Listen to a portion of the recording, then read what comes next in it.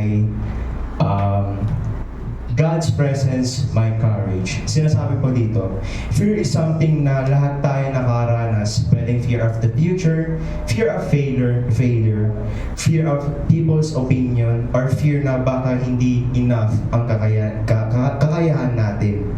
Natural sa tao ang matakot, pero bilang anak ng Diyos, hindi tayo tinawag para mamuhay sa takot. Our courage is not based on our own strength or abilities. Kasi kahit gaano tayo kahanda, may mga sitwasyon talaga na malalampasan natin, at malalampasan ang kaya natin. Pero here's the good news. When God's presence is with us, we can face anything.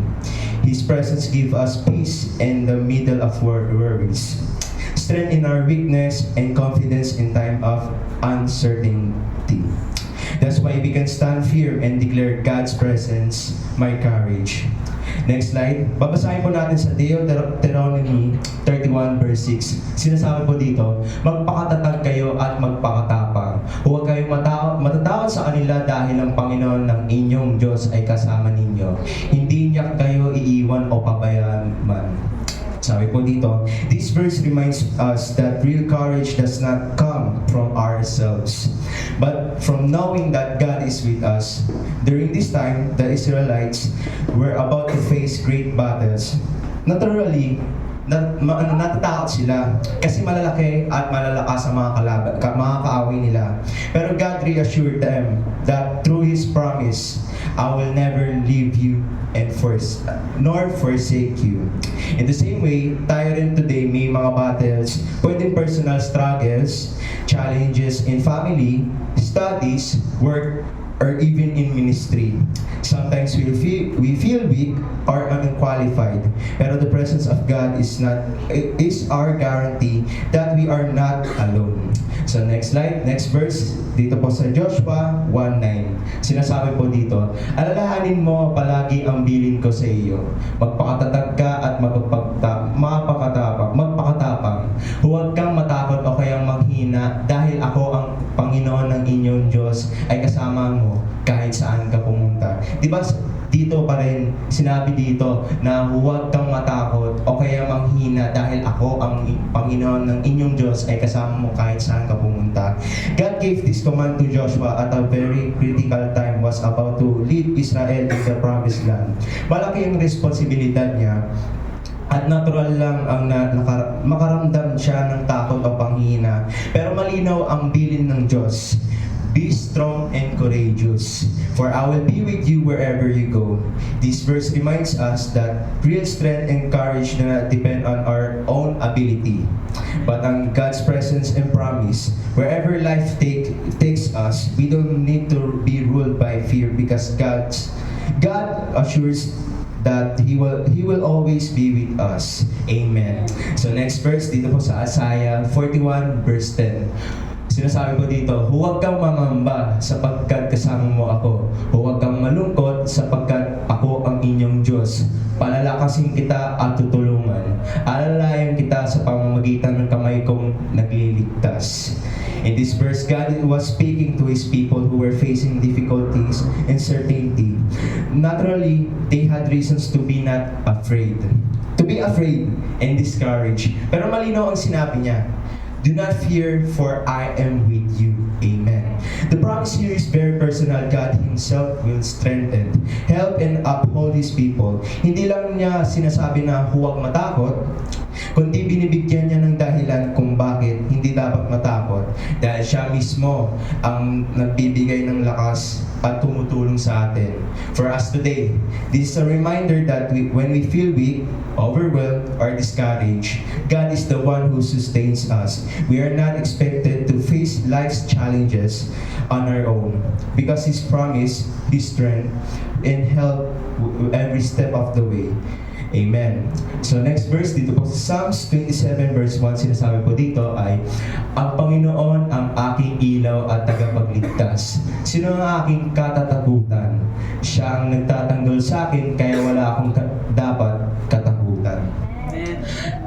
David wrote these Psalms in the middle of many battles and threats from his enemies. Sa natural na pananaw, may matinding dahilan si David para matakot.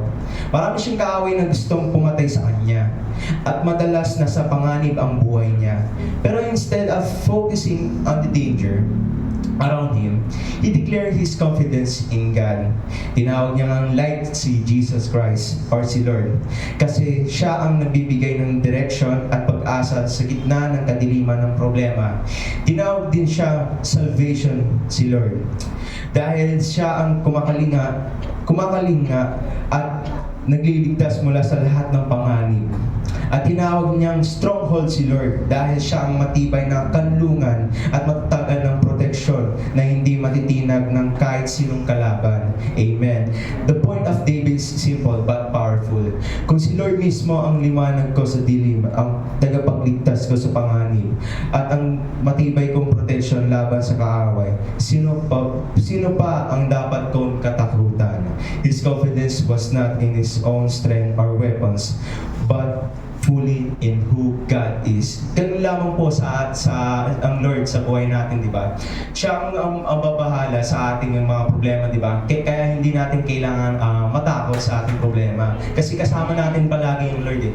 Dahil yung buhay natin na lagi tayo nakatuon sa Kanya. Dahil kasama natin siya, bumabati sa mga problema natin eh. Hindi yung yung kailangan tambayan pa at walang tayong magagawang action sa ating problema. Ayun. Dito po sa next verse, sabi po dito sa John 14:27.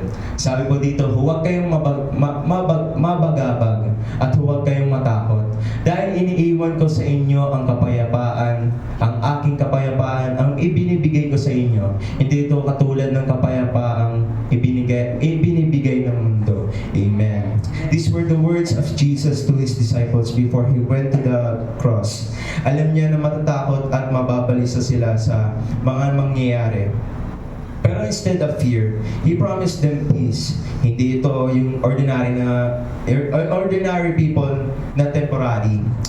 Kundi peace na ordinary peace na temporary. Kundi peace na galing mismo sa Kanya. Isang kapayapaan na hindi kayang ibigay ng mundo. Amen. Sa panahon natin, this reminds us that kahit gaano kagulo o kabigat man ng problema natin or sitwasyon, Jesus offers a peace that calms our hearts. His peace replaces fear and worry.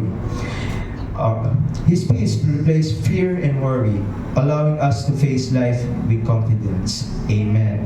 So last verse dito po sa 2 Timothy chapter 1 verse 7.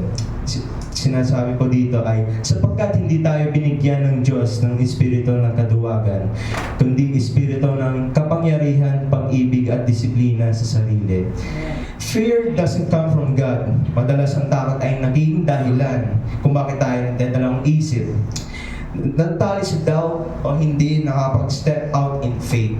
Pero ang ibinibigay ng Diyos ay kabaligtaran ng fear. Power, love, and sound mind. Power gives us the strength to do what is right kahit may opposition. Love enables us to serve and care for others. Kahit minsan madali sanang isipin ang sarili, sound mind gives us clarity and discipline. Para kahit surrounded tayo ng pressure, kaya pa rin natin gumawa ng tamang desisyon at manatiling matatagan. Ang mensahe ay malinaw, hindi kailanman nilikha ng Diyos ang kanyang mga anak para mabuhay sa takot. Sa halip, binigay niya ng tayo lahat ng kailangan para mamuhay ng may tapang, pag-ibig at karunungan. Ay lamang po, to God be all the glory.